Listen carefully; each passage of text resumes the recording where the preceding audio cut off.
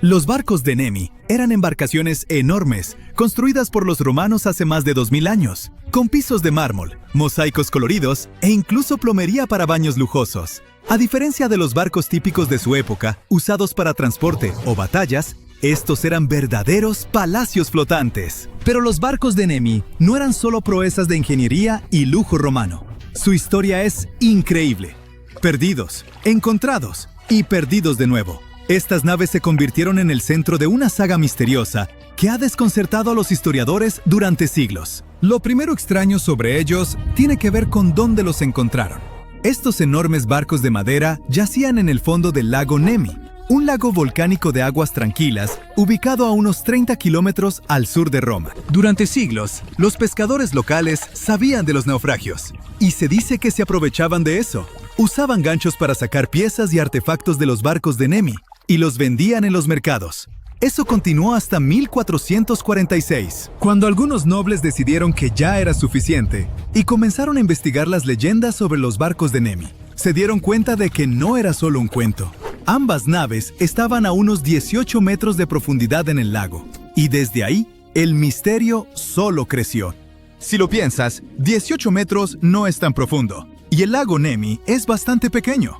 Solo 1,5 kilómetros de ancho y unos 30 metros de profundidad. Entonces, ¿por qué construir barcos tan enormes en un lago tan pequeño? No tiene mucho sentido, especialmente cuando descubrimos quién los construyó. El emperador romano Calígula. Ya sabes, el conocido por ser uno de los líderes romanos más crueles e impredecibles. Pero algo en lo que casi todos coinciden era su gusto impecable por todo lo extravagante. Calígula gastaba dinero como loco. Se asume que agotó todo el tesoro imperial en un año, con festivales lujosos, banquetes y consintiendo animales. Sí, supuestamente alimentaba a su caballo favorito con avena mezclada con hojuelas de oro. En fin, amaba el exceso. Entonces, ¿por qué construyó 2 barcos enormes en un lago tan pequeño? Los expertos creen que Calígula pudo haberlos construido ahí por la conexión del lago con Diana, la diosa de la caza, la luna y la naturaleza, a quien se veneraba en un santuario en la orilla norte del lago. Por cierto, Nemi es un nombre moderno que vemos en los mapas actuales. Los romanos llamaban al lago Speculum Dianae, que significa espejo de Diana. Así que es posible que Calígula lo viera como el lugar perfecto para esconderse y anclar sus barcazas de placer. Quería palacios flotantes extravagantes, y eso fue exactamente lo que obtuvo. La Prima Naya, que significa primer barco, era una embarcación enorme de unos 70 metros de largo. Es casi tan grande como el avión de pasajeros más grande de hoy, el Airbus A380. El casco estaba dividido en 3 secciones, con la parte trasera más ancha y la delantera más angosta. Tenía 2 grandes estructuras en cada extremo, conectadas por escaleras y pasillos, dándole al barco un aspecto peculiar, único en la antigüedad. La segunda nave, o segundo barco, era aún más grande. Estaba en aguas más profundas y más lejos de la orilla, lo que dificultaba el acceso, pero también ayudó a preservarlo mejor. El barco medía 73 metros de largo y 24 de ancho, con una especie de edificio atrás y uno más pequeño al frente. Aunque las estructuras faltaban cuando descubrieron el barco, la disposición de las cubiertas dejaba claro que existieron. Estos barcos eran absolutamente increíbles. Fueron construidos con los mejores materiales. Mosaicos elaborados formaban los impresionantes pisos llenos de color, y el mármol de alta calidad añadía un toque de elegancia y lujo a los interiores. Los barcos también tenían 10 filas de remos, baños, galerías, salones e incluso jardines con viñedos y árboles frutales. Sí, jardines en un barco. Calígula claramente quería que fueran su propio paraíso privado. Se dice que hacía fiestas desenfrenadas a bordo, donde su mal comportamiento no tenía límites, incluyendo relaciones escandalosas con las esposas de sus generales y senadores. Estos barcos definitivamente fueron diseñados para impresionar, mostrando no solo la riqueza y el poder del emperador, sino también las increíbles habilidades técnicas de los ingenieros romanos. La evidencia sugiere que las naves tenían tecnologías que creíamos no se habían desarrollado hasta después. Tenían sistemas de plomería avanzados, y algunas fuentes sugieren que incluso tenían agua corriente. Hay evidencia de tuberías de bronce y drenajes de plomo, lo cual es una locura para barcos del siglo I. Otra cosa es que las vigas de madera estaban cubiertas de plomo para alejar a las bromas, esos pequeños moluscos famosos por hacer túneles y digerir la madera. Pero los esfuerzos de los ingenieros fueron algo inútiles en este caso, ya que las bromas no viven en agua dulce. También hay una teoría de que uno de los barcos tenía una plataforma giratoria. Aún no sabemos su propósito exacto, pero pudo usarse para la presentación rotativa de una estatua, probablemente de Diana, o para entretenimiento, como invitados disfrutando su comida mientras giraban lentamente admirando la vista. ¿Quién sabe? Todos estos hallazgos han llevado a los expertos a creer que los barcos fueron construidos principalmente para recreación o rituales antiguos, o tal vez ambos. Básicamente, el verdadero propósito de los barcos de Nemi sigue siendo un misterio, porque no hay documentación histórica sólida al respecto. Ahora, aunque estos barcos eran maravillas tecnológicas, no duraron mucho. Solo estuvieron en uso alrededor de un año antes de que terminara el reinado de Calígula. Con el tiempo los barcos fueron dañados, llenados de piedras y hundidos en el fondo del lago Nemi. Esto nos trae de vuelta a la historia de su descubrimiento. En 1929, los líderes de Italia decidieron drenar el lago para rescatar los barcos. Así que bombearon unos 20 metros de agua. Tomó años sacarlos del lodo, pero el segundo barco finalmente fue recuperado en 1932. Durante la excavación, los arqueólogos encontraron muchos artefactos valiosos de los naufragios. Poco a poco, enormes anclas, decoraciones de bronce y estatuas de mármol surgieron de las profundidades, junto con elegantes anillos para remos, juntas de bronce y tejas de cobre. El costo de estos barcos debió ser astronómico. Recuperar los recuerdos y artefactos de la época romana era muy importante entonces, así que sacar los barcos del lago fue un gran triunfo para Italia. En 1936, decidieron construir un museo para exhibir los naufragios, pero su historia dio un giro trágico. Como probablemente sabes, esa fue una época muy afectada por conflictos globales, e Italia no fue la excepción. En 1944, un incendio estalló en el museo, destruyendo los barcos y todo el contenido arqueológico. Bueno, quizá nunca sepamos con certeza quién inició el fuego, pero sí sabemos que los barcos antiguos más grandes jamás descubiertos se perdieron en él. Solo sobrevivieron algunas piezas de bronce, unas maderas carbonizadas y otros artefactos guardados en Roma. Pero como el ave fénix, las naves resurgieron de las cenizas gracias a mucho trabajo de reconstrucción. Después de la restauración, el museo en Nemi fue reabierto en los años 50. Si alguna vez lo visitas, quizá puedas ver parte de un piso de mosaico verde y rojo, de uno de los barcos que, curiosamente, se perdió en algún momento y se usó como mesa de centro en un departamento de Nueva York por más de 50 años. Con todos los giros trágicos en la historia de los barcos de Nemi, ¿quién sabe? Tal vez aún hay piezas de estos palacios flotantes escondidas en diferentes partes del mundo. Últimamente los océanos misteriosos han soltado varios tesoros perdidos. No hablamos de oro ni de perlas, sino de algo mucho más valioso. Cerca de Sicilia, buzos hallaron un naufragio de 2500 años, oculto a solo 6 metros. Es tan antiguo que los expertos ni siquiera saben bien de qué estaba hecho. Eso nos lleva a una época de intrigas políticas, conflictos, construcción naval y descubrimientos. Pero esperen, ¿los restos del barco estaban a solo 6 metros? Eso no es nada profundo. Casi cualquier buzo aficionado podría llegar hasta ahí.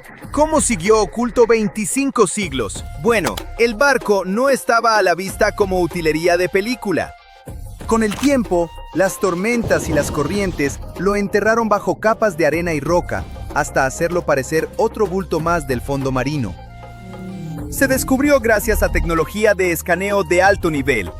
Los investigadores jugaron una especie de escondidas high-tech usando sonar para detectar líneas rectas y patrones que la arena había ocultado por siglos. El barco data del siglo V o VI a.C. En ese entonces, Sicilia no era solo la isla del volcán más alto de Europa. El Etna era uno de los lugares más importantes del mundo antiguo. Entonces, el Mediterráneo era la autopista del mundo y Sicilia la caseta. Los griegos llegaron del este y fundaron colonias en la costa. Los cartagineses avanzaron desde el oeste, desde el norte de África. Siracusa ganó poder, mientras Cartago apoyaba a sus ciudades rivales. Eso provocó muchos enfrentamientos, alianzas e incluso batallas navales, porque controlar Sicilia era controlar las rutas comerciales. En aquel tiempo, el comercio lo era todo: aceite de oliva, vino, cerámica fina y metales. Griegos y cartagineses compitieron durante unos 350 años. El misterio del barco hundido crece. ¿Era de guerra, mercante o algo distinto?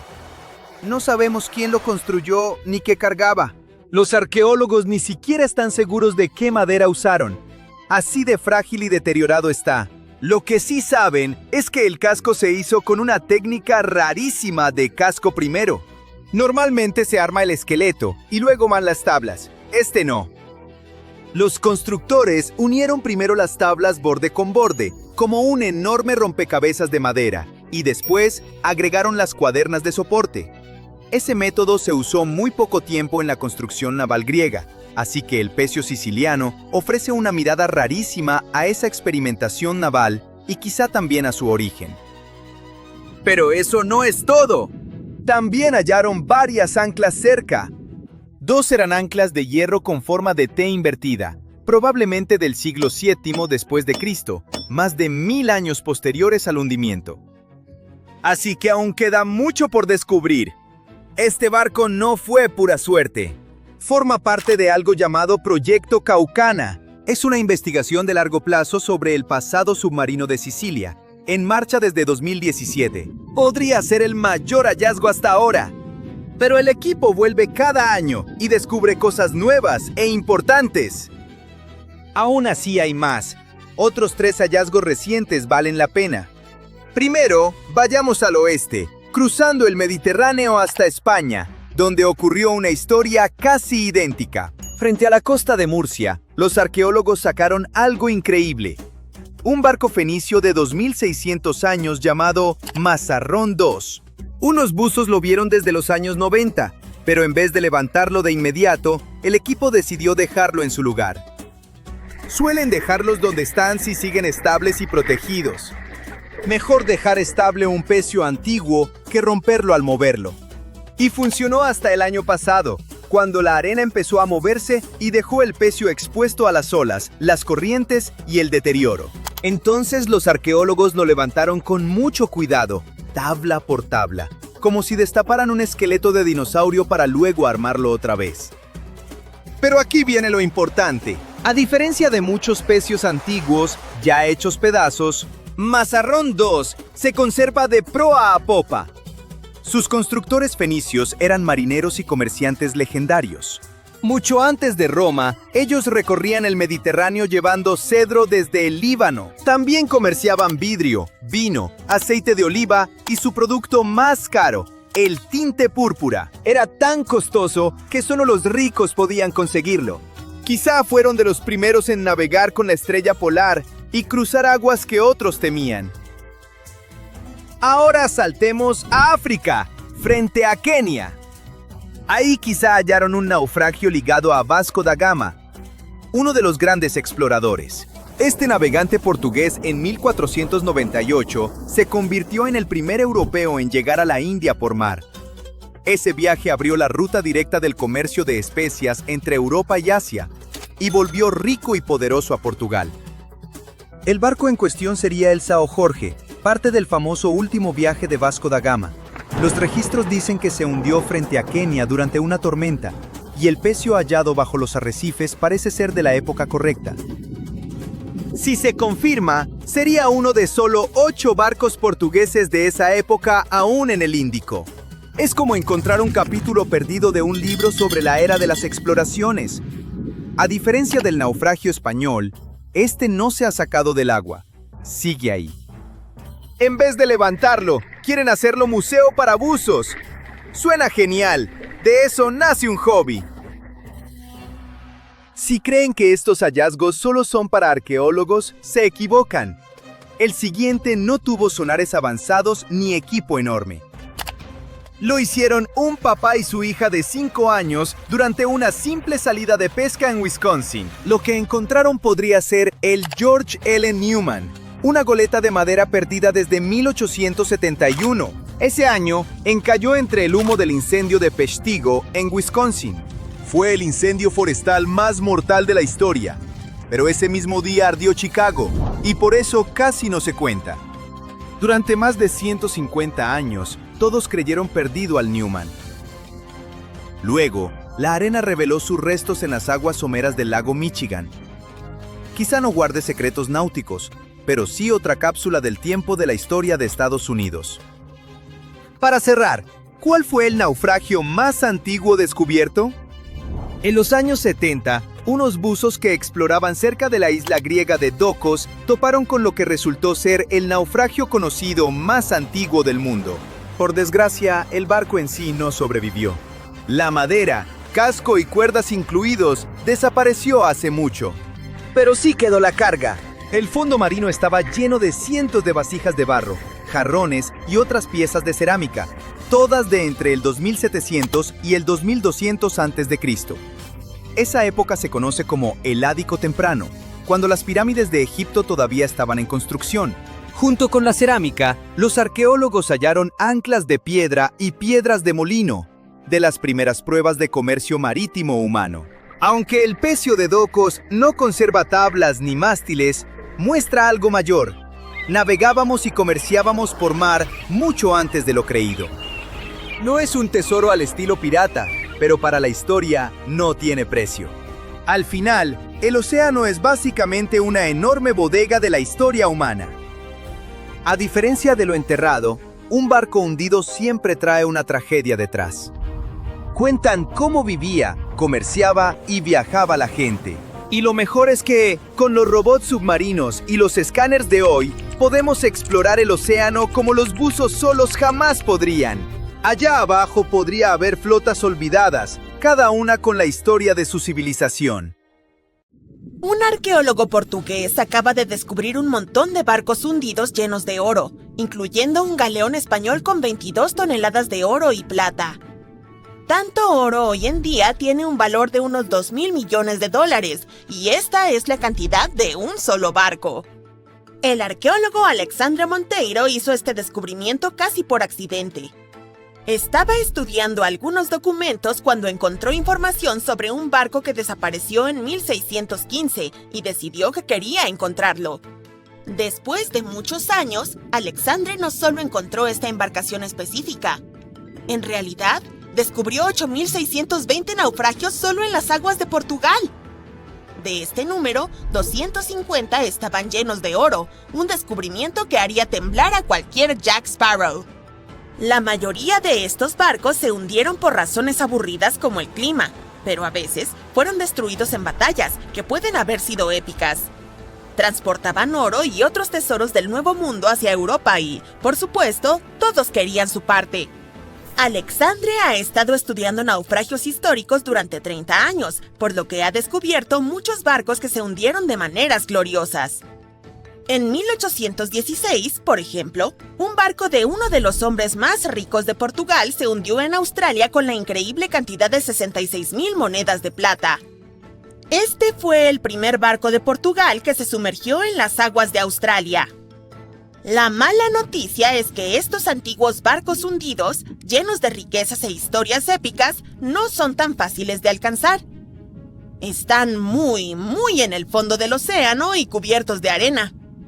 Igual podrías intentarlo, pero eso sería robar parte de la historia de un país, y eso no está bien, ¿verdad? Naturalmente, Portugal no fue el único país que exploró los mares en esa época. La costa de Europa está llena de barcos hundidos cargados de oro. De hecho, hay alrededor de 1 millón de naufragios históricos bajo el agua en este momento, y los tesoros abandonados bajo el mar podrían valer alrededor de 60.000 millones de dólares. Es una cantidad de dinero enorme, pero déjame decirte que estos barcos hundidos llenos de oro no valen realmente la pena. Hay muchas historias de descubrimientos de tesoros marítimos que se convirtieron en demandas judiciales terribles y hasta en largas condenas de cárcel.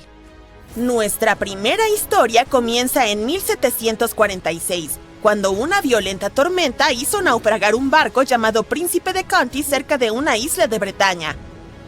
La nave estaba llena de té, cerámica y tenía 100 lingotes de oro. Por supuesto, los dueños del barco intentaron salvar el botín, pero si no es fácil ahora, imagina cómo era en el siglo XVIII. Pasaron más de 200 años para que la embarcación fuera encontrada. Finalmente ocurrió en 1975, cuando un grupo de franceses la descubrieron y decidieron llevarse casi todas las cosas valiosas que pudieron encontrar. Ahora bien, dije que estas cosas no valían la pena por una razón. En Francia, si encuentras algo que podría ser histórico, debes declararlo a las autoridades locales dentro de las 48 horas. No cumplir equivaldría a cometer algo conocido como delito. Para ser justos, nuestros amigos franceses sí declararon sus hallazgos, pero solo los cañones corroídos del barco. ¿Y el oro? Bueno, lo vendieron, obviamente, porque cada lingote de oro vale entre $125,000 y $231,000. A las autoridades francesas les llevó casi 50 años recuperar el oro robado, y no lo recuperaron todo. Parte de él fue comprado por una pareja de ancianos que vivía en Florida, y el delito es tan grave que fueron acusados de estar relacionados con lavado de dinero, crimen organizado y tráfico de bienes culturales. Los saqueadores también vendieron algunos lingotes de oro a la colección del Museo Británico. Ahora, volvamos a la década de 1850, cuando un vapor llamado SS Central America viajaba de Panamá a California y de regreso. Esto ocurrió durante la fiebre del oro de California, una época en la que 300,000 personas se trasladaron a California para buscar oro. Debido a que la ruta de viaje no era nada sencilla, la gente tenía que transportar su oro en grandes barcos. Aquí es donde entra en escena nuestro amigo el SS Central America. En 1857, el barco tenía a bordo 578 personas y unas 10 toneladas de oro. Muy pocos sobrevivieron, y entre 100 y 150 millones de dólares en oro se hundieron con el barco. Todo esto explica por qué, en 1988, un grupo de inversores de Columbus decidió financiar un proyecto de investigación para encontrar este barco. La investigación fue liderada por un hombre llamado Tommy Thompson. Tommy estaba obsesionado con la idea de encontrar este barco hundido lleno de oro. Le llevó años hallar la ubicación exacta del SS Central America, en especial porque el barco estaba a 2.300 metros bajo la superficie del Océano Atlántico y recuperarlo requería de mucha tecnología sofisticada. Un grupo de 161 inversores financió su aventura, pero no hace falta decir que no lo hicieron por amor. Invirtieron $12,500,000 en este proyecto porque esperaban ganar al menos 10 veces más. Pero como la vida no es todo risas y alegrías, 39 compañías de seguros demandaron al equipo de investigación en cuanto recuperaron el oro. En aquel entonces, cuando el barco estaba operativo, estas compañías aseguraron la carga del SS Central America, y cuando finalmente la carga fue recuperada, más de 100 años después, querían ser indemnizadas. Dijeron que no era su trabajo recuperarlo, pero eso no significa que lo abandonaran. Estos disparates no prosperaron, y el 92% del oro fue entregado al equipo de investigación. La trama se complicó cuando los inversores fueron estafados por nada menos que Tommy Thompson, quien huyó con $4,160,000. También tenía 500 monedas de oro, pero no le ha dicho a nadie dónde están. Casos como este son la razón por la que la mayoría de los países tienen reglas para proteger las propiedades culturales. Y sí, a veces los naufragios pueden ser una propiedad cultural. Obviamente, hay muchos descubrimientos de tesoros marítimos que ocurren sin violar ninguna ley. El SS City of Cairo, por ejemplo, era un vapor que se hundió en 1929 con 2,000 cajas de monedas de plata, con un peso de 122 toneladas. Una empresa llamada Deep Ocean Search recuperó las monedas de una profundidad de 5,200 metros, 1,400 metros más profundo que el Titanic. 34 millones de libras fueron al Tesoro del Reino Unido, y Deep Ocean Search también recibió una parte. La buena noticia es que algunas de las monedas pueden ser compradas por coleccionistas de manera legal. Pagar por un tesoro es tal vez lo más cercano que se puede estar de un hallazgo arqueológico submarino. Sé que todo lo que hice fue destruir tus sueños de piratería, pero aunque saquear naufragios llenos de oro puede ser un delito en la mayoría de los países o simplemente imposible para nosotros meros mortales, no todo está perdido. Hay unos 770 billones de dólares en oro en el fondo del océano, y no tiene dueño. Es como una mina de oro submarina, solo que el oro está en el agua. ¿Sabías que el agua del océano es salada, no? Bueno, el oro se mezcla con los minerales del agua, así que no es como si fueras a tropezar con una pepita de oro en la playa. Cada litro de agua de mar contiene 13,000 millonésimas de gramo de oro, y es muy difícil extraer esas diminutas partículas del agua. Pero eso no significa que no haya habido intentos, y, por supuesto, también ha habido engaños. En la década de 1890, un hombre afirmó haber inventado un aparato que extraía oro del agua de mar. Cuando consiguió suficiente dinero, huyó del país con el efectivo. Si realmente quieres obtener algo de oro, podrías intentar extraerlo del núcleo de la Tierra, que contiene 1,6 trillones de toneladas de oro. Hay 16 veces más oro en el núcleo. A principios del siglo XX, en algún lugar de la costa de África Occidental, un buque de vapor alemán abandonaba el puerto. De repente, el tiempo empeoró. El barco entró en una espesa niebla y terminó encallado en un banco de arena cercano a la costa. Por suerte nadie resultó herido e incluso pudieron salvar su preciada carga, pero el barco quedó atrapado en la arena para siempre. Y no estaba solo. Casi toda la costa occidental de Namibia se llama Costa de los Esqueletos. Si el nombre suena aterrador, es porque lo es. Esta línea de playa de 1570 kilómetros de largo es uno de los lugares más peligrosos de la Tierra. Las tribus bosquimanas creen que su deidad suprema hizo esta tierra cuando estaba enfadada. Los portugueses fueron los primeros europeos que pisaron Namibia en el siglo XV, y por supuesto tampoco les gustó la Costa de los Esqueletos. Los exploradores portugueses pensaban que en esta tierra estaban las puertas del inframundo. Aquí es donde el desierto del Namib se encuentra con el océano Atlántico.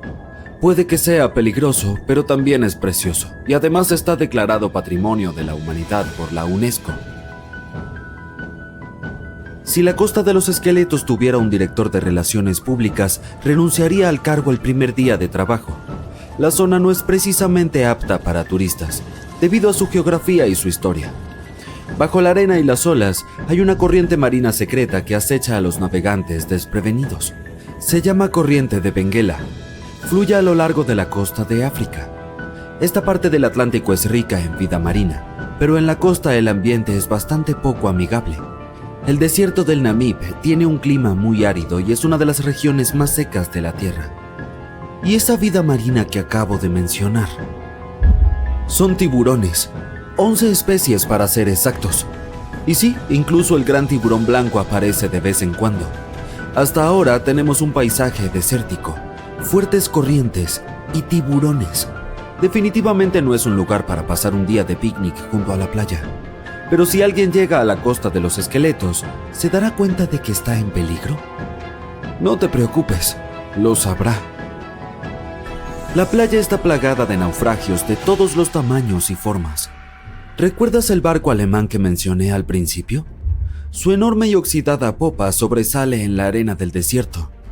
Hay unos 500 naufragios en total esparcidos por la costa, desde galeones portugueses con siglos de antigüedad hasta barcos que llegaron aquí en el siglo XXI. Un pesquero llamado Seila India se soltó de su cable de remolque en 2008 y terminó en la Costa de los Esqueletos. Bueno, no se escapó solo, tuvo algo de ayuda de los elementos. Pero es mejor ser una atracción turística en una playa que terminar destrozado y convertirse en chatarra. Allí es a donde el remolque se dirigía en realidad. Pobrecito. El habitante más famoso de la Costa de los Esqueletos es el Dundee Star. Este carguero británico encalló aquí en 1942. La enorme operación de rescate que siguió revela por qué esta zona es tan peligrosa para los marineros. Los rescatistas consiguieron salvar a toda la tripulación y a los pasajeros, pero a un alto precio. En el proceso se perdieron un avión y un remolcador. El último de los rescatistas tardó 2 meses en regresar a Ciudad del Cabo, Sudáfrica. ¿Por qué? Un vistazo al mapa de la región revela la razón. Existe un interminable mar amarillo, la arena. Aquí hay muy pocas carreteras, así que es difícil llegar a la costa de los esqueletos por tierra. También hay obstáculos legales. Se necesita un permiso especial para transitar por esta zona. Pero los esqueletos del nombre no solo se refieren a barcos, también representan huesos de animales. La mayoría pertenecían a ballenas y focas. Muchos animales se han adaptado a este hábitat, así que leones y hienas recorren las costas en busca de comida. Bueno, ahora también tenemos leones hambrientos, como si los tiburones no fueran suficientes. Otros animales con residencia temporal en la costa de los esqueletos son elefantes, guepardos, leopardos y jirafas. En 1971 las autoridades namibias crearon aquí un parque nacional, pero salvo por los surfistas que buscan un subidón de adrenalina, no recibe muchos visitantes. Se entiende por qué. El desierto del Namib es el más antiguo del mundo y tampoco es muy turístico. Quienes viajen a la región deben llevar protector solar y una chaqueta de invierno. Una combinación extraña, ¿verdad? Bueno, no tanto si se piensa que durante el día las temperaturas se disparan por encima de los 45 grados centígrados. Por la noche, la temperatura del aire desciende por debajo del punto de congelación, es decir, 0 grados. Menuda montaña rusa climática. Y ese no es el peligro final. Sí, hay más. ¿Recuerdas cómo se perdió aquel barco alemán en la espesa niebla? No fue un hecho aislado. Debido al clima de la región, la niebla aparece con frecuencia. Los marineros deberían taparse los oídos, pero esta niebla es buena para la fauna. Es su única fuente de agua en el desierto del Namib. Los reptiles y mamíferos se han adaptado a este duro clima y utilizan la menor cantidad de agua posible. Arenas movedizas, niebla espesa, fuertes corrientes, leones y tiburones. No es lo que se suele poner en los folletos turísticos. Pero la costa de los esqueletos no es la única playa del planeta en la que no querrías pasar tus vacaciones. Te llevaré a Cape Tribulation, en Australia. La zona abarca unos 48 kilómetros cuadrados en el noroeste del continente, pero no es seca como la costa de los esqueletos. Forma parte de la selva tropical de Daintree. Aquí es la selva y no el desierto la que se encuentra con el océano. La playa de Cape Tribulation parece sacada de una postal, pero las apariencias engañan. ¿Australia? ¿Otra vez tiburones? No, aquí te esperan cocodrilos si decides darte un chapuzón en el mar. Son cocodrilos de agua salada, a los que se llama saltis. Es un bonito apodo para un reptil tan peligroso. Pero no están solos. La fauna parece tener un problema con los visitantes. De octubre a junio, las aguas que rodean Cape Tribulation se llenan de medusas de caja, también llamadas avispas de mar. Su veneno afecta al sistema cardiovascular humano. Si un nadador es tocado por una medusa, no tendrá tiempo de llegar a tierra para pedir socorro. El vinagre ayuda a neutralizar la picadura, por lo que conviene llevar una botella de repuesto en el equipaje. Los cocodrilos y las medusas suenan peligrosos, pero hay otro animal del que debes cuidarte. Se trata del jabalí. Puede sonar gracioso, pero no te reirás cuando te persiga uno por la playa. En Australia viven 21 millones de jabalíes. Son activos sobre todo de noche, lo que aumenta aún más el peligro de que uno de ellos se lance sobre ti en la oscuridad. La mejor defensa es correr en círculos. Los jabalíes no cortan bien las esquinas. Probablemente por eso no son muchos los que se dedican a las carreras. Cape Tribulation te tiene reservado un último peligro y no es un animal. Aquí hasta los árboles conspiran contra los visitantes. El árbol urticante tiene ese nombre por una buena razón. Si intentas agarrar una de sus hermosas bayas rojas, se defenderá. Sus púas son como pequeñas esquirlas de cristal. El efecto desagradable que producen en la piel dura un mes. Luego está el arbusto de la espera. Pero, ¿quién llama así a estas especies? Esta larga enredadera tiene pinches que te agarran y no te sueltan. Son tan fuertes que pueden tirar a un humano de un caballo. Tendrás que esperar a que alguien pase y te salve de este espinoso asaltante. Si estabas a punto de tachar esta playa australiana de la lista de vacaciones, espera un momento. ¿Qué hace un barco en medio de un desierto? Esperarías encontrar una embarcación marina más cerca de la costa. Esta es la pregunta que los arqueólogos se hicieron durante décadas. En 1988 hubo una tormenta cerca de uno de los sitios arqueológicos más importantes del antiguo Egipto. Una estructura de madera emergió de la arena. Había sido ahuecada por las termitas. Los científicos estaban decididos a resolver el misterio. En el año 2000 comenzaron a excavar el sitio cerca de Abidos. Un equipo estadounidense de expertos pronto descubrió un barco que medía 21 metros de largo. Y no estaba solo. En total, había 14 barcos reposando ordenadamente uno al lado del otro. Era imposible desenterrar por completo los barcos debido a su mal estado.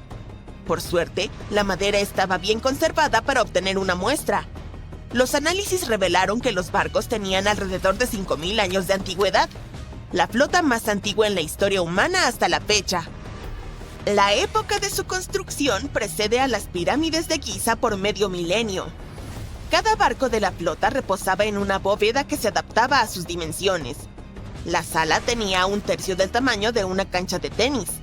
Tenía muros de ladrillo de barro que presentaban más de 120 dibujos de barcos. Los antiguos egipcios los grabaron en paredes encaladas que estaban excelentemente conservadas. Los científicos han conocido estas misteriosas cámaras desde hace más de un siglo.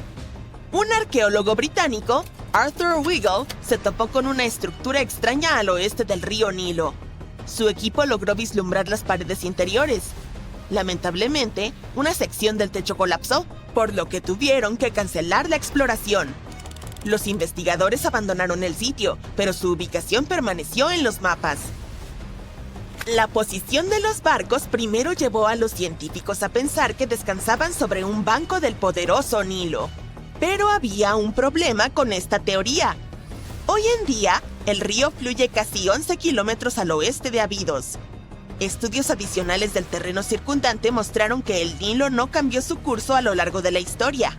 Además, si los barcos flotaran cerca de un muelle, estarían en posiciones inestables. Los 14 barcos de Abidos estaban perfectamente paralelos entre sí. Solo había una conclusión posible. Alguien los había colocado intencionalmente de esa manera, con mucho esfuerzo. Cada barco tenía espacio suficiente para 30 remeros. Estas embarcaciones podían flotar, no eran modelos. Pero los académicos aún no saben si realmente navegaron por algún cuerpo de agua en el antiguo Egipto. Esto no disminuye la importancia del hallazgo. Anteriormente, los arqueólogos solo encontraron modelos a pequeña escala. Solo en la tumba del rey Tutankamón había 35 modelos de barcos. Durante mucho tiempo, estas figurillas fueron las únicas pistas sobre cómo eran las embarcaciones del antiguo Egipto. El diseño de los barcos confirma que eran auténticos. Son los ejemplos más antiguos que se conservan de barcos construidos. Los pueblos de antes construían embarcaciones primitivas ahuecando grandes troncos de árboles. La alternativa era usar juncos que eran atados entre sí para formar una balsa. Los barcos de Abidos tenían tablones amarrados juntos. Este fue un avance significativo en la construcción naval. Durante su época, los barcos debieron parecer impresionantes. La madera era una mercancía valiosa en ese tiempo. No había madera en el desierto. El cedro tenía que ser importado desde el Líbano. La única persona que podía permitirse tal lujo era el faraón. Estudiar la zona alrededor de la antigua flota proporcionó más respuestas. Los científicos descubrieron una estructura de adobe donde los egipcios adoraban al faraón. La fecha aproximada de construcción coincide con la de los barcos de madera. Los mismos ladrillos con los que se construyó este edificio se utilizaron para revestir la flota. En el momento de su construcción, las salas donde estaban almacenados tenían un techo. Esa es la sección que los arqueólogos encontraron a principios del siglo XX. Al igual que las momias en ataúdes, estas magníficas naves descansaban dentro de espléndidas bóvedas. El exterior de estas salas también era impresionante. Las paredes exteriores originalmente tenían un revestimiento de piedra caliza blanca. Reflejaba la luz del sol. Bajo el sol del desierto, la estructura que albergaba los barcos debía brillar desde kilómetros de distancia. Los constructores del antiguo Egipto usaron la misma técnica para cubrir las pirámides 500 años después. Hoy en día, su superficie se ve irregular, pero no siempre fue así.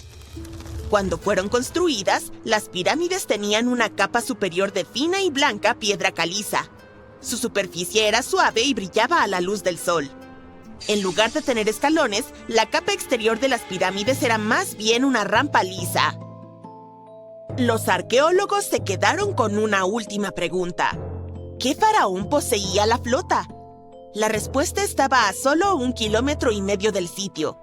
Allí descansaba la tumba de un faraón de la quinta dinastía, Sesostris III. Su época y estilo de construcción coincidían con los de las cámaras con barcos. El final de su reinado podría explicar cómo los barcos terminaron en medio del desierto. El faraón probablemente falleció en el norte de Egipto. Luego, su cuerpo fue transportado por el Nilo hasta Abidos en una maravillosa procesión de barcos decorados. Los barcos fueron posteriormente dejados en cámaras cerca del lugar de descanso final de su propietario. Esto tenía un significado simbólico. En el sistema de creencias de los antiguos egipcios, los barcos desempeñaban un papel clave. Su deidad suprema era Ra. Él viajaba por el cielo durante el día en forma del sol. Durante la noche, navegaba por el inframundo en una barca solar. El faraón se identificaba con Ra.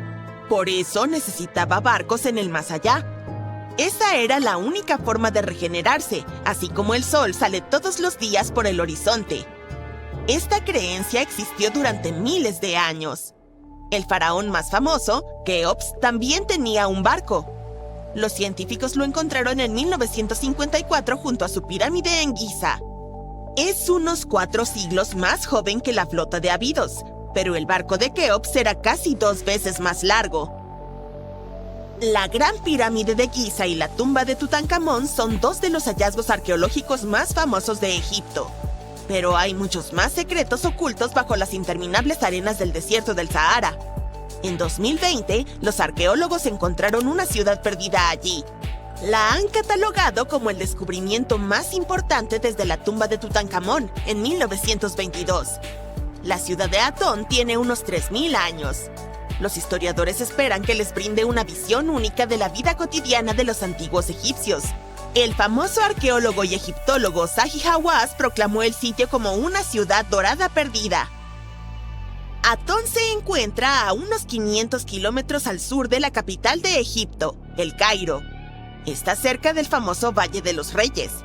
Los arqueólogos encontraron primero secciones de muros de adobe que se extendían en todas las direcciones. Descubrieron habitaciones con...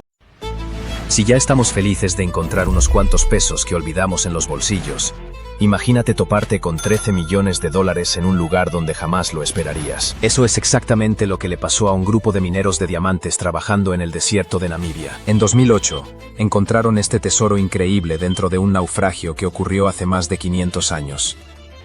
Y la historia detrás de este barco abandonado está llena de misterios. Todo empezó en 1533, cuando los portugueses construyeron este barco comercial especial. Se creía que este modelo era parte de una nueva clase de embarcaciones que eran más grandes, más eficientes y más resistentes que las anteriores. Portugal realmente necesitaba eso, ya que estaban dominando el comercio por todos los mares en ese momento. Así que el propósito principal de este barco era apoyar esas expediciones de larga distancia durante esta era súper próspera. El 7 de marzo, los portugueses decidieron probar su impresionante barco nuevo. Y en ese fresco día de primavera, grandes embarcaciones navegaron por el río Tajo hacia el Atlántico, con las banderas ondeando y telas coloridas colgando de sus altos mástiles.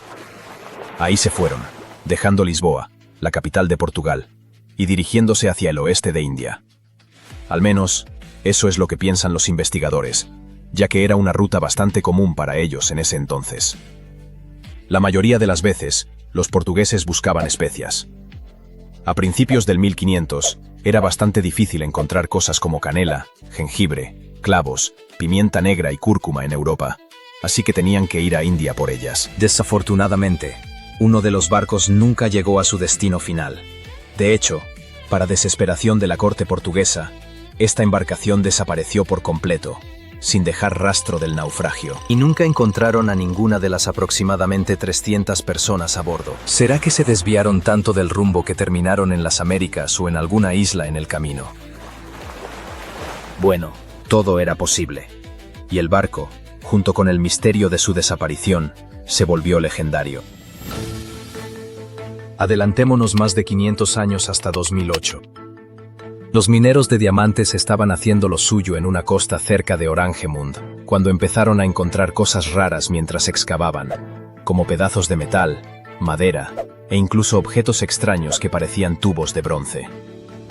Eso definitivamente era raro, así que llamaron a un arqueólogo para averiguar qué estaba pasando.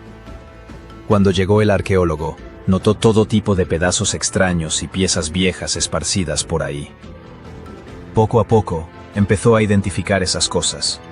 Primero, colmillos de elefante. Luego, una pieza de artillería de 500 años. De repente, cayó en cuenta. Esto definitivamente era un naufragio. Pero lo que el arqueólogo no se dio cuenta en ese momento era que este naufragio resultó ser uno de los más importantes jamás encontrados. En ese entonces, no fue nada fácil convencer a la compañía minera de que los arqueólogos tenían que seguir explorando el sitio. Pero por suerte lo lograron, porque al 6º día de búsqueda, encontraron un tesoro. Y, literalmente, llenaron sus sombreros con más de 11 kilos de una mezcla de monedas de oro españolas y portuguesas. Resulta que este viejo barco abandonado estaba cargado con oro, estaño, colmillos de marfil y más de 18.000 kilos de lingotes de cobre cuando tuvo su trágico y acuático final. De hecho, los especialistas creen que los lingotes de cobre jugaron un papel clave en mantener el naufragio tan bien conservado. La primera razón es medio obvia. Los lingotes de cobre pesaban todo hacia abajo, manteniendo los restos del naufragio en el fondo del océano. Y eso fue genial, porque 5 siglos de tormentas y olas se habrían llevado todo. Pero los lingotes de cobre también fueron importantes por otra razón.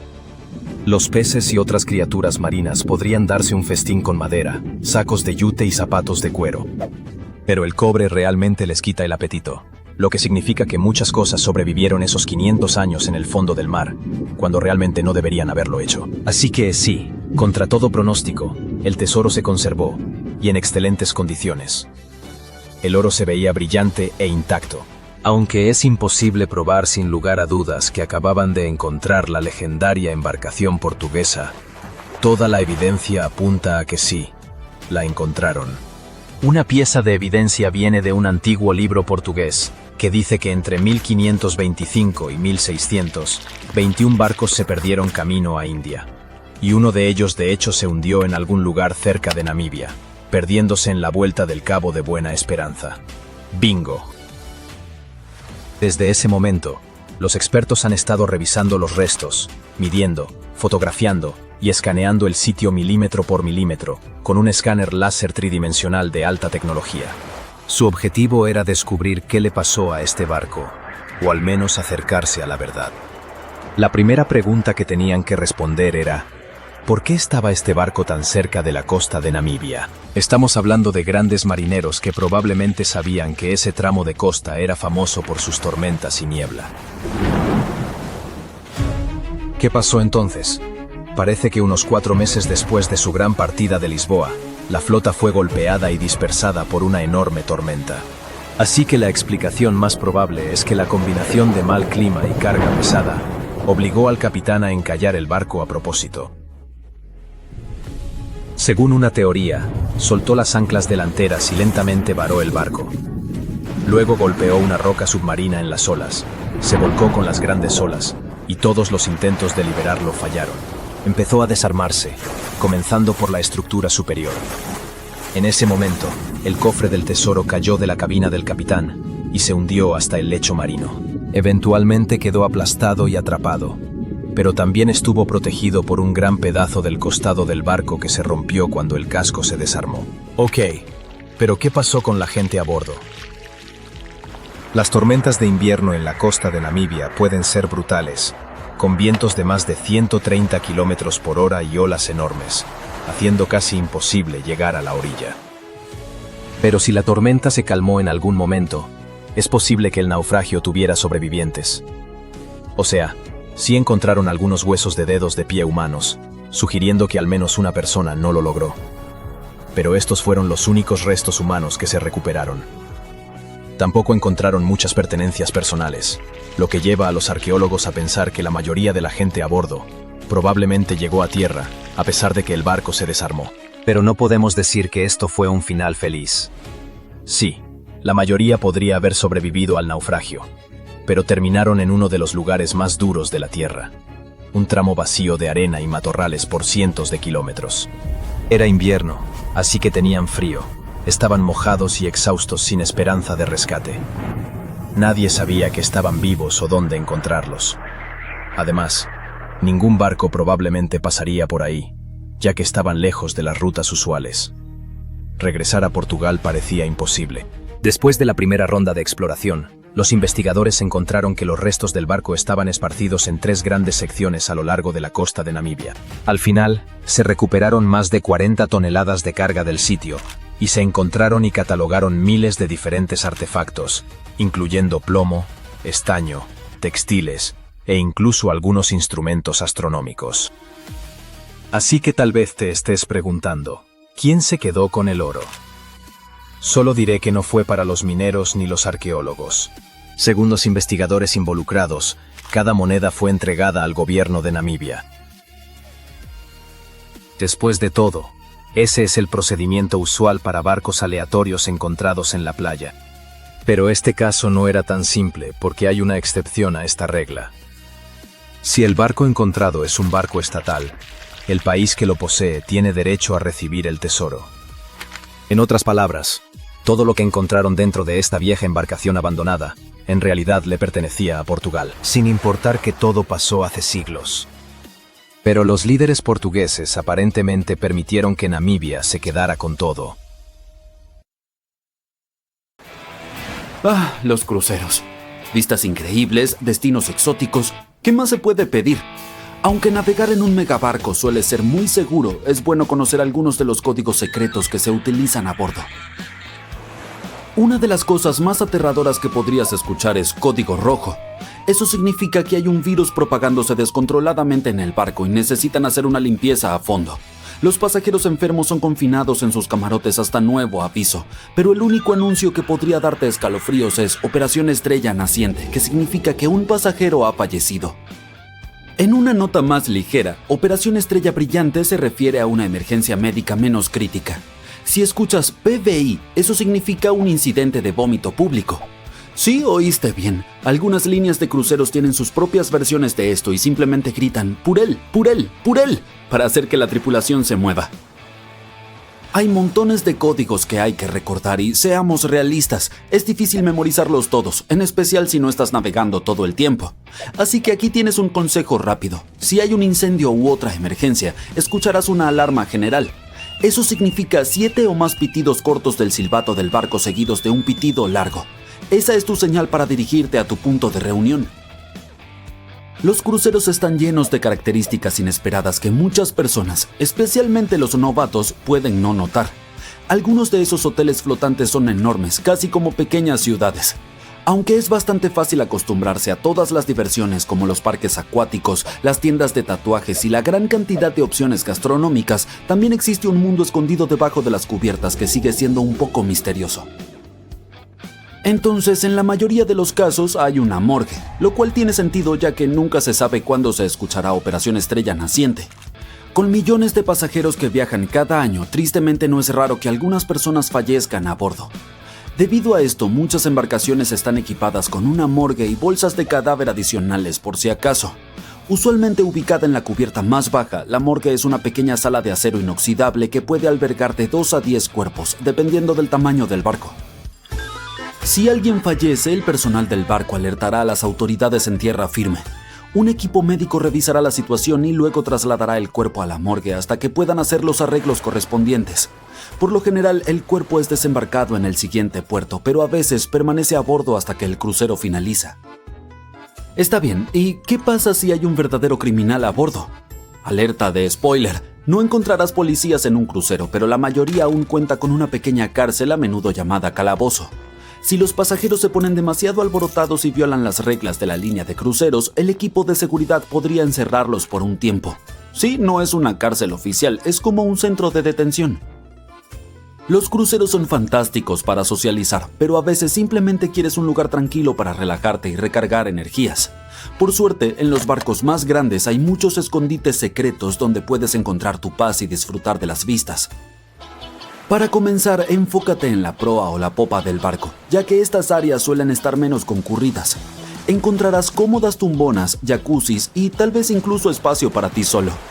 Consulta el itinerario diario del barco para identificar salones sin actividades. Por ejemplo, el salón de observación puede estar vacío en ciertas horas y muchas bibliotecas del barco son perfectas para una siesta tranquila.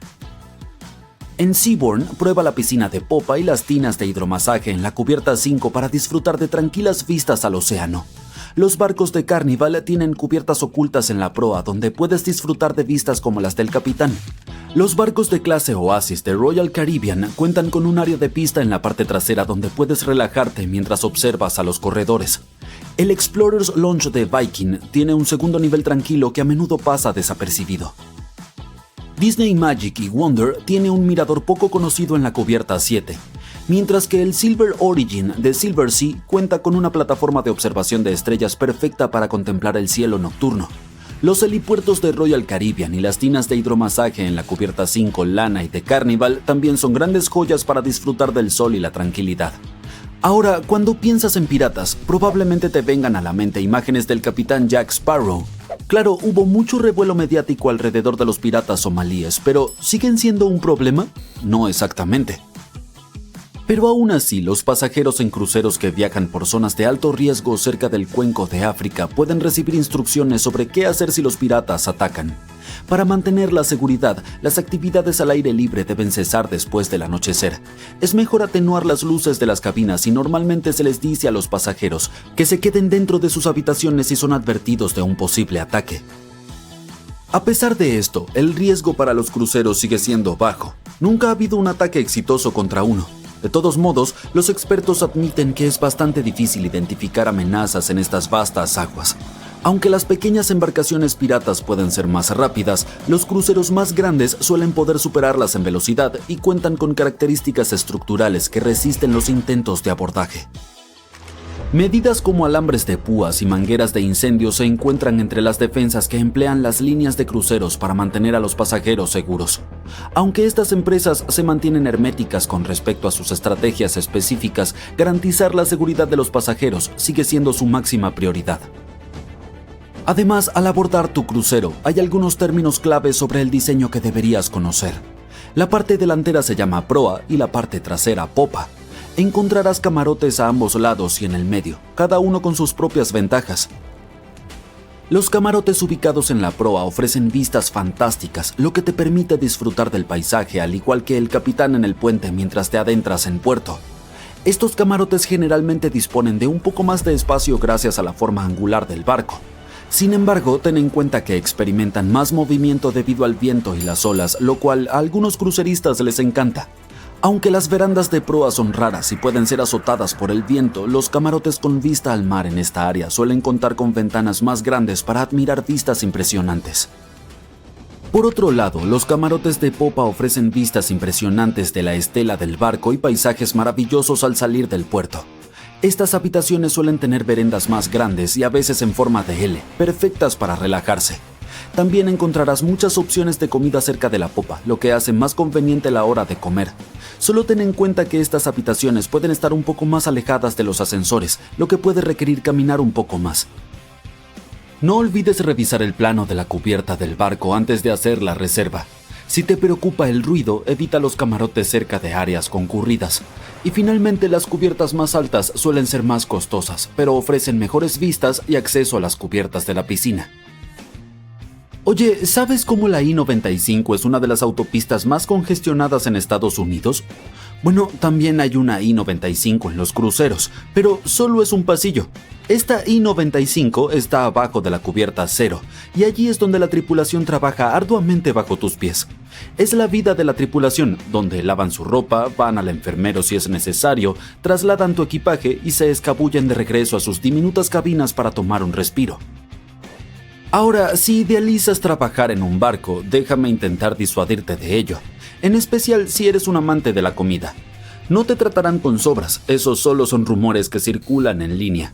Es cierto que la comida no es tan lujosa como la de los pasajeros, pero sigue siendo bastante aceptable.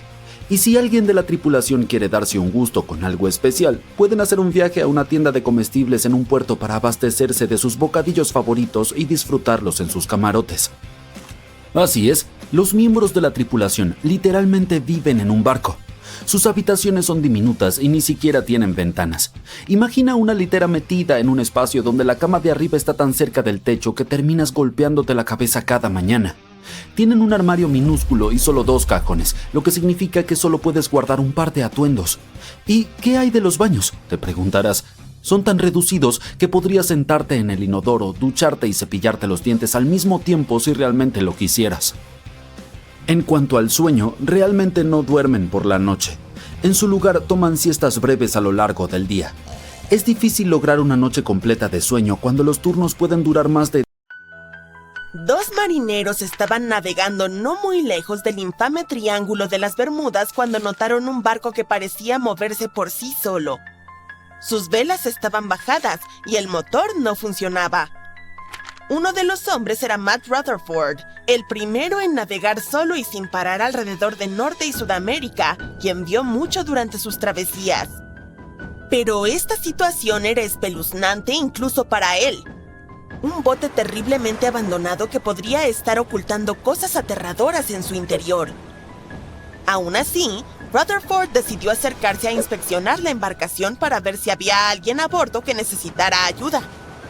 Esta historia ocurrió en 2013, pero los marineros esperaron 10 años antes de publicar las imágenes que tomaron.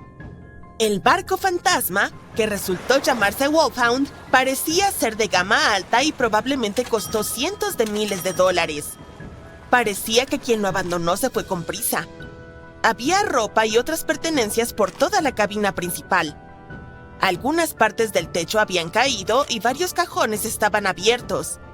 Rutherford tenía miedo de abrir puertas y compartimentos, así que buscó cuidadosamente por el bote paso a paso y, por suerte, no encontró personas que necesitaran ayuda. Los marineros decidieron remolcar el barco fantasma de regreso a Bermudas. No fue fácil porque el Wolfhound era más grande y pesado que su embarcación.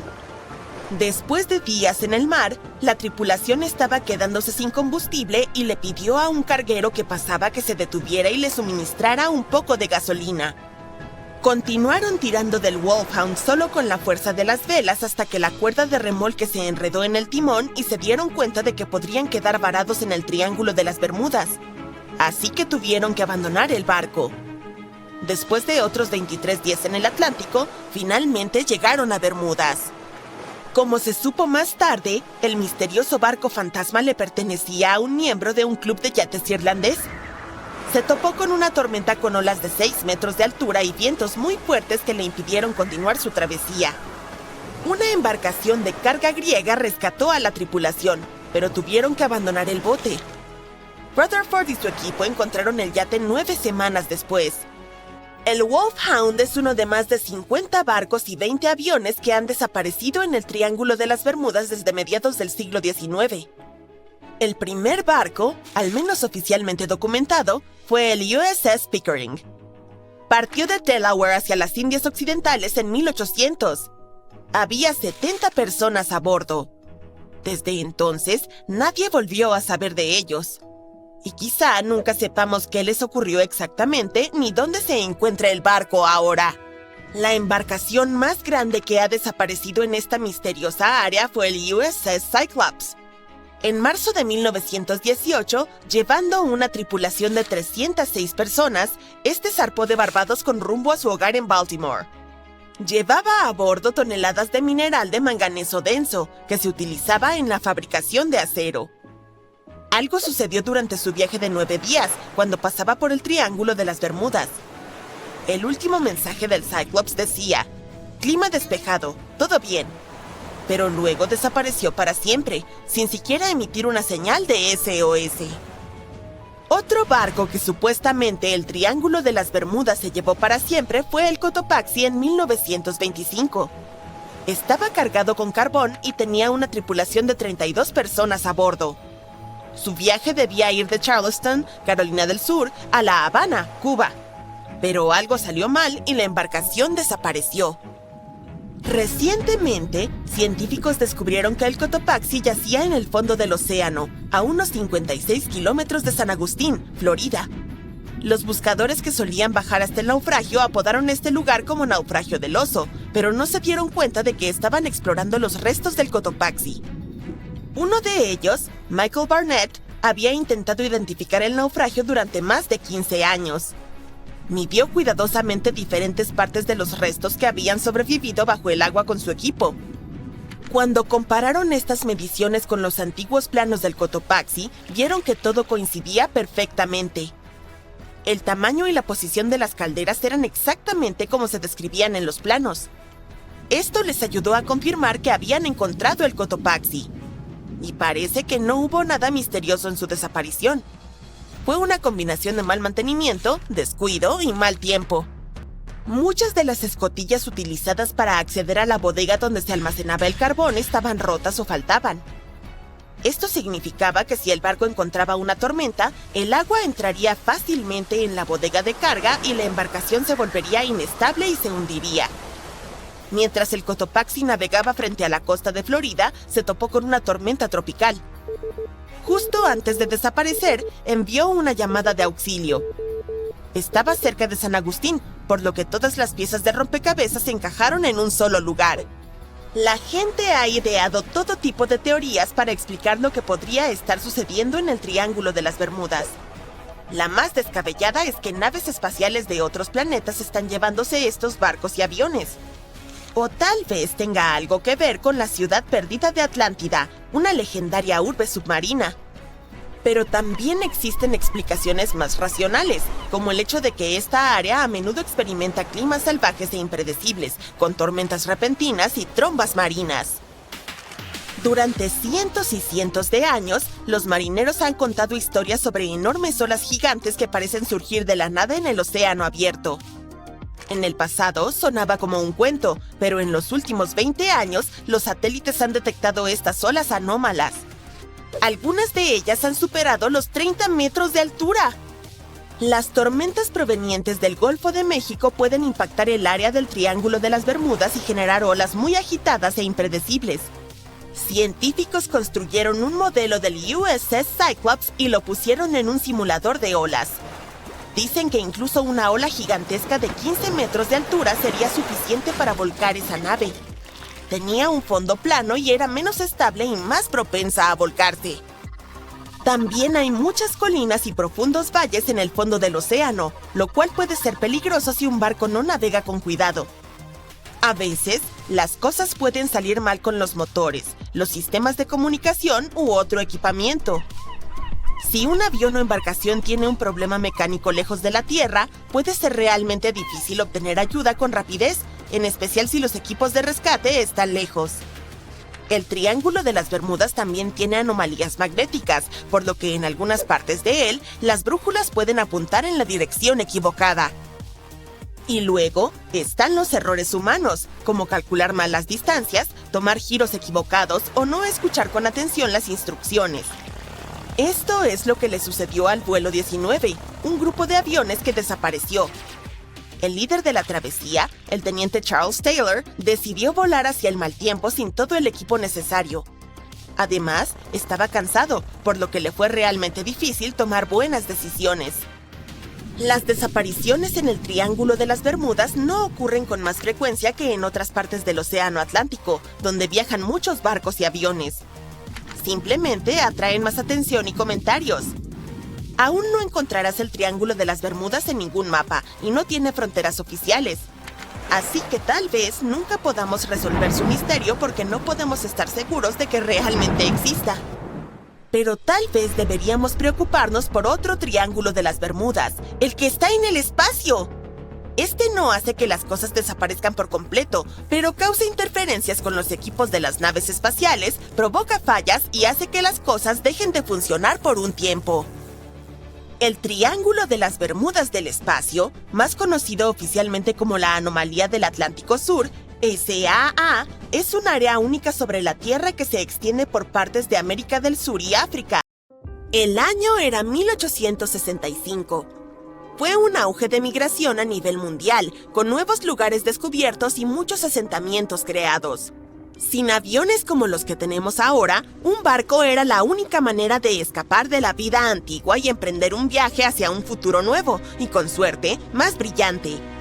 Así que, una aventura como esa era algo bastante común de hacer. Más de 500 inmigrantes llegaron seguros a Queensland y se suponía que el barco regresaría a Londres algún tiempo después. Fue realmente un largo viaje, pero no muchas personas estaban dispuestas a volver a Inglaterra. Después de todo, habían elegido ir a Australia para comenzar una vida completamente nueva, así que era natural que la embarcación regresara casi vacía. Sin embargo, el viaje de regreso fue aún bastante lucrativo, gracias a la carga que el barco podía transportar. La cantidad de productos lista para ser enviada era significativa, compuesta principalmente de lana impregnada en arsénico, sebo y pieles. Fue como matar 2 pájaros de un tiro. La tripulación no solo podría pasar el invierno cálidamente en Australia mientras Inglaterra soportaba el frío intenso, sino que tampoco desperdiciaría su tiempo. Con la gran cantidad de productos que debían cargar, les tomaría alrededor de 3 meses completar esa tarea. Comenzaron a difundirse informes de que el Fiery Star casi había terminado de ser cargado, pero resultó ser que la evaluación fue un poco demasiado optimista. Para pasar el tiempo, el capitán Yule pensó que sería una buena idea contactar con la sociedad de aclimatación y ofrecer su ayuda para transportar cualquier animal que quisieran enviar a Inglaterra en el Fiery Star. Ya tenía algunos emus y canguros a bordo, pero todavía había espacio. La sociedad realizó una votación y estuvieron completamente a bordo con la idea. Pensaron que enviar algunas talegallas sería un gran plan. Aunque ya había algunas de estas aves en Inglaterra, la sociedad francesa necesitaba un par y podían enviarlas aquí a través de Inglaterra. Pero el equipo no sabía que toda esa carga, todos los productos que estaban dispuestos a vender en Inglaterra, finalmente conduciría a la destrucción del barco. El Fiery Star no solo se perdió, sino que la mayoría de las personas a bordo no sobrevivieron para completar el viaje. Era 23 de marzo. Ese fue el día en que finalmente se publicó el manifiesto del barco. Un manifiesto es una lista que detalla la carga, los pasajeros y la tripulación de una embarcación, avión o vehículo, principalmente para los funcionarios de aduanas. Este documento ayuda a los involucrados en el transporte a verificar que todos y todo lo que se cargó sigue a bordo cuando el vehículo llega a su destino. Una vez que se publica, significa que el barco está casi listo para zarpar. Había 3 formas posibles de acomodar a los pasajeros. Primero, estaba el saloon, el nombre anticuado para la primera clase. Luego, estaba la segunda cabina, que lógicamente era la segunda clase. Finalmente, estaba la tercera clase, la forma más barata de alojamiento para pasajeros en un barco. A finales del siglo XIX y principios del siglo XX, muchas personas viajaron desde sus tierras natales a América del Norte y Australia en busca de un nuevo comienzo. La mayoría de ellos eran pobres y tenían fondos limitados para viajar. En total, había 8 personas en el saloon, otras 8 en la segunda cabina y solo 21 pasajeros en tercera clase. De los 37 pasajeros, solo uno, John Omand, salió con vida. Él compró un boleto para la tercera clase. Así que, a diferencia de la situación del Titanic, en este caso, la clase no importó realmente. La lista de miembros de la tripulación no era tan detallada como la de los pasajeros. Se sabía que, en total, había alrededor de 55 personas en la tripulación, desde marineros aptos hasta miembros del equipo simplemente llamados muchachos. Pero algo me dice que la tripulación no era realmente tan importante para el capitán. En realidad, todo lo que le importaba era ganar tanto dinero como fuera posible, incluso si eso requería que se transportaran toneladas de carga peligrosa e inflamable. De los más de 50 miembros de la tripulación, solo 17 sobrevivieron a ese viaje. Pero hubo en realidad un miembro de la tripulación más que sobrevivió por accidente, simplemente porque no le dejaron subir a bordo. Sarah Johnston se disfrazó de hombre y planeó colarse en el barco. Sin embargo, algo en su apariencia hizo que el capitán sospechara, así que llamó a la policía y le pidió a Sarah que abandonara el barco porque no quería que se produjera ningún comportamiento inmoral. Bueno, le salvó la vida. Para él, ese fue su último viaje. El capitán, W. Hunter Ewell, era aparentemente una verdadera celebridad. Ya tenía un historial de haber desembarcado inmigrantes de manera segura el año anterior, así que aparentemente no había motivo para preocuparse. El viaje prometía ser seguro. El velero Fiery Star zarpó de Moreton Bay rumbo a Londres. Los pasajeros ocuparon sus lugares. La carga ya había sido embarcada. La lista completa era sorprendente. Además de toda la lana, cebo, algodón, cueros y cuernos, también había 6 cajas de arrurús y varios otros bultos. Y no podemos olvidar los animales que el capitán también llevó a bordo. El 1 de abril de 1865, el Fiery Star estaba lejos, pero aún era observable al este mientras se dirigía hacia el Océano Pacífico. Esta fue la última información disponible hasta el 26 de mayo, cuando surgieron las noticias de su destrucción desde Brisbane. El diario del oficial en jefe William Sargent reveló que el Fiery Star tardó 12 días en alcanzar el extremo sur de Nueva Zelanda, lo cual sucedió el 11 de abril de 1865.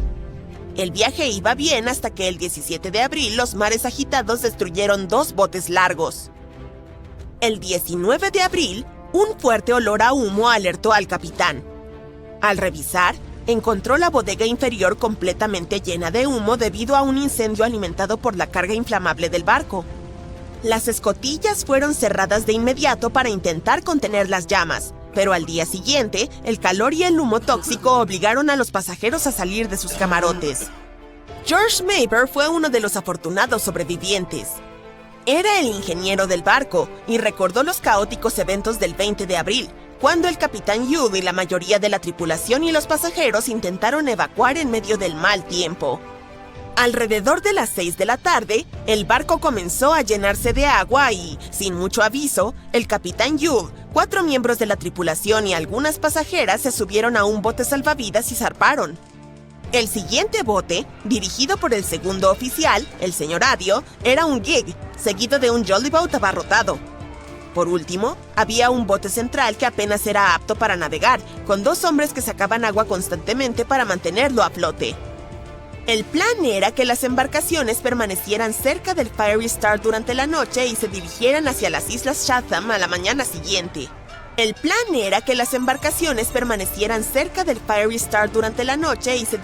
hacia las Islas Chatham a la mañana siguiente.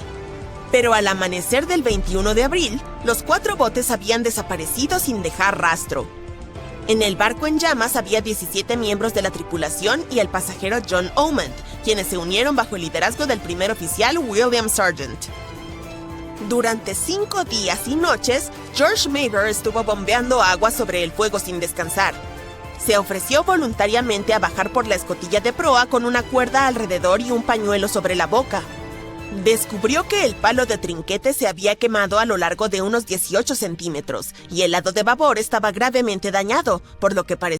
Un barco lleno de oro y otros tesoros valorados en más de $13 millones fue encontrado en medio del desierto de Namibia después de casi 500 años. El trabajador que lo encontró estaba buscando diamantes, pero terminó con algo mucho más valioso para la historia. Había algunos bloques de cobre, algo de madera, tuberías y colmillos de elefante. Los mineros llamaron a un arqueólogo que pronto se dio cuenta de que no era una playa alterada como pensaban, sino un naufragio. Todas las pruebas mostraron que se trataba de un barco mercante portugués, Bom Jesus, que desapareció en el siglo XVI.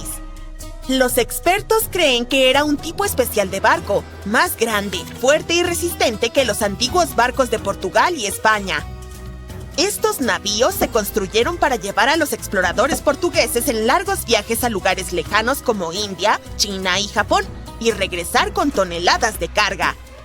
Es probable que el Bom Jesus estuviera transportando tesoros de Lisboa, Portugal, hacia el oeste de la India. Pero parece que en su camino alrededor del extremo sur de África, cerca de Namibia, una gran tormenta empujó al barco demasiado cerca de la costa. El barco chocó contra una roca, se volcó y se rompió, y se hundió en el océano. Los arqueólogos encontraron un tesoro del cofre del capitán bajo el agua, que probablemente se cayó cuando se rompió el casco de madera. También hallaron piezas del barco esparcidas a lo largo de la costa, tal vez por la violenta tormenta y más tarde por la construcción en la zona.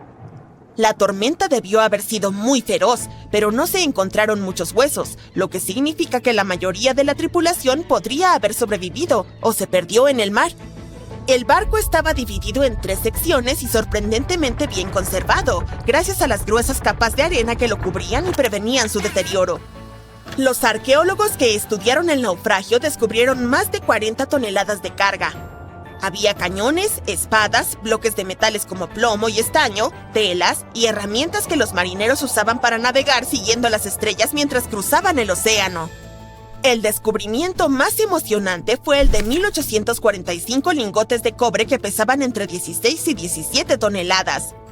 Estos lingotes de cobre, de metal puro, están todavía en excelentes condiciones porque el casco del barco y las capas de arena los protegieron del agua del océano. Los científicos incluso lograron leer las marcas comerciales que tenían y descubrieron que fueron fabricados por una compañía comercial alemana muy rica. También había más de 2,000 monedas brillantes de oro y plata de diferentes países, de acuñación portuguesa, veneciana, francesa y morisca, y 105 colmillos de elefante enormes que pesaban alrededor de 2 toneladas. Los colmillos probablemente estaban destinados a convertirse en artículos de lujo en el destino. Los arqueólogos tomaron algunas muestras de ADN de los colmillos y descubrieron que provenían de elefantes de bosques y sabanas de África Occidental. Los investigadores tuvieron suerte de que el barco fuera encontrado en una zona restringida de extracción de diamantes. No hubo carroñeros que pudieran apoderarse de los tesoros. El Bom Jesus sigue siendo el naufragio más antiguo y valioso que se ha descubierto en la costa occidental de África subsahariana. Otro naufragio encontrado recientemente por accidente estaba enterrado bajo una duna de arena de 3 metros de altura cerca del mar Caspio. Algunas personas lo llaman el lago más grande del mundo y tiene niveles de agua que suben y bajan con el tiempo debido a los cambios en los patrones climáticos. Estos cambios pueden mover la arena y develar cosas como este naufragio y otros tesoros a lo largo de la costa. A medida que la duna desaparecía lentamente, el barco comenzó a mostrarse. Antes de desenterrarlo, los científicos estaban preocupados de que las olas del mar pudieran dañar el naufragio. Para protegerlo, construyeron un muro usando miles de sacos de arena para mantener las olas alejadas. Cuando la nave fue descubierta, se dieron cuenta de que era un barco mercante de 3 mástiles y 28 metros de largo con un fuerte casco doble. Las muestras de madera evidenciaron que fue construido entre los siglos XVIII y XIX, utilizando árboles como pino silvestre, abeto y alerce de la zona del río Volga o del Cáucaso. Incluso encontraron trigo sarraceno y plantas de la misma región, que probablemente se comerciaban o se usaban para alimentar a los marineros. Esto prueba que el barco era parte de un grupo de naves mercantes que antiguamente navegaban por el mar Caspio. Un pescador aficionado, Gürkan Gürbüz, que estaba a 6 metros bajo el mar frente a la costa de Turquía, notó algunos restos metálicos enormes. Tenía una cámara submarina, así que hizo tomas del descubrimiento y las llevó a los científicos. Ellos inmediatamente comenzaron una investigación y descubrieron que debía ser un naufragio de las primeras décadas del siglo XX. Podría ser uno de los barcos del Imperio Otomano que tenían la importante misión de entregar suministros, pero desapareció sin dejar rastro. Los científicos obtuvieron permiso para estudiar en detalle este naufragio del Mar Negro con el fin de aprender más sobre sus misterios. Esperan encontrar los documentos del astillero para obtener algunas respuestas, ya que el barco en sí está en condiciones terribles y es complicado trabajar con él. Unos robots submarinos que pertenecen a una empresa de petróleo y gas notaron cientos de ánforas antiguas intactas en el lecho marino del Mediterráneo Oriental. Los expertos piensan que esas jarras tienen 3.300 años. Esto convierte el hallazgo en el naufragio más antiguo en aguas profundas. Probablemente, las jarras se usaban para almacenar aceite u otros productos agrícolas como frutas. Esto demuestra que las personas que hicieron estas ánforas organizaron el comercio marítimo y poseían increíbles habilidades de navegación. Parece que los antiguos marineros lograron atravesar el mar Mediterráneo sin tener una línea de vista a ninguna costa. Todo lo que podían ver era el horizonte, por lo que debieron haber usado el sol y otras estrellas para orientarse. Frente a las costas de Sicilia, a unos 6 metros bajo la arena y la roca, unos arqueólogos encontraron un naufragio tan antiguo que no están seguros de qué materiales se usaron para construirlo. Creen que el barco es del siglo V o VI a.C., lo que significa que tiene más de 2500 años. Este antiguo barco no estaba solo. Los investigadores también encontraron 2 anclas de hierro en forma de T invertida de alrededor del siglo VII de nuestra era y 4 anclas de piedra de tiempos prehistóricos en las cercanías. Uno de los anclajes de piedra estaba roto y podría haber tenido piezas de madera unidas para ayudarlo a sujetarse al fondo marino. Descubrieron que el barco en sí fue construido usando solo la técnica de sobrecasco. Las tablas de madera del barco estaban conectadas tan firmemente que podían soportar la embarcación por sí solas, con vigas añadidas solo para hacerla más fuerte. Lamentablemente, el casco de madera del barco es muy frágil ahora porque unas pequeñas criaturas marinas que comen madera lo han dañado con el paso de los años. Los científicos están siendo muy cautelosos mientras lo estudian para asegurarse de que no se desintegre. Este descubrimiento es de gran relevancia porque fue construido durante una época en la que Sicilia era sumamente importante para el comercio. En ese entonces, los griegos y los púnicos estaban tratando de tomar el control de los mares mucho antes de que Roma se convirtiera en el gobernante del Mediterráneo. Al estudiar este barco, los científicos esperan aprender más sobre cómo las personas viajaban y comerciaban en esos tiempos antiguos. Otro naufragio, esta vez frente a la costa de Kenia, podría ser del último viaje de Vasco da Gama. Este explorador portugués fue el primer europeo en llegar a la India por mar alrededor del Cabo de Buena Esperanza. Unos pescadores locales